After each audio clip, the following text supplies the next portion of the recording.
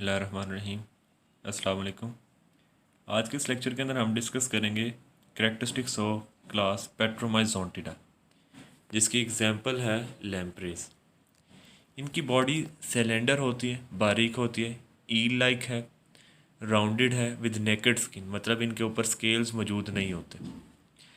अगर dorsal fins की बात करें तो कुछ के अंदर एक मौजूद होता है, कुछ के अंदर दो भी हो सकते हैं, लेकिन पेड अपेंडेजेस एब्सेंट होंगे। पेड अपेंडेजेस मतलब पेक्टोरल फिन्स, पेल्विक फिन्स, ये फिन्स जो है वो इनके अंदर मौजूद नहीं होंगे। इनके स्केलेटन की अगर हम बात करें तो वो कार्टिलेजिनस होते हैं और फिब्रस होते हैं, और इनके अंदर भी नोटोकॉर्ड परसिस्ट करती है। इनका शक्कर लाइक माउथ होता है, ठीक है, जिसे हम ओरल डिस्क कहते हैं। उसमें एक टंग मौजूद है और कैरेटनाइज्ड टीथ मौजूद होते हैं।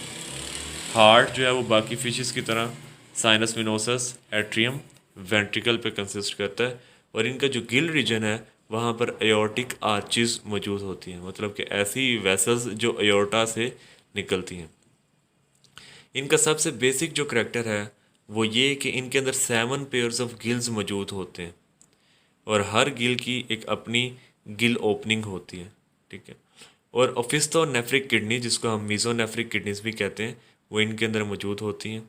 और ये एनाड्रोमस हैं और फ्रेश वाटर है। एनाड्रोमस ऐसी फिशेस को कहते हैं जो मैरीन से फ्रेश वाटर की तरफ आती हैं स्पॉनिंग के लिए, मतलब कि बच्चे पैदा करने के लिए या एग ले करने के लिए, रिप्रोडक्शन के लिए मैरीन इन्वायरमेंट से फ्रेश वाटर की तरफ माइग्रेशन करती हैं। उनको हम एनाड्रोमस फिशेस कहते हैं।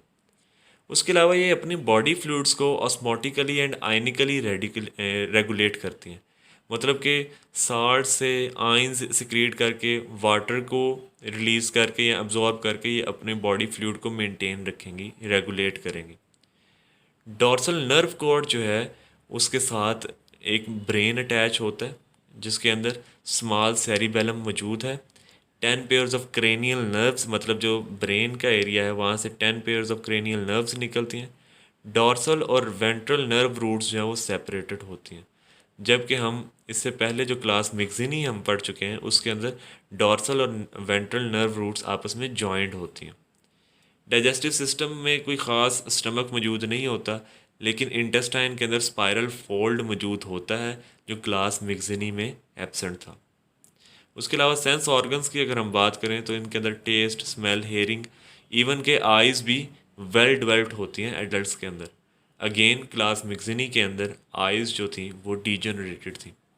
इनके अंदर 2 पेयर्स सेमी सर्कुलर कनाल्स मौजूद होती हैं, और क्लास मिक्सिनी में single pair of semi circular canal मौजूद थी।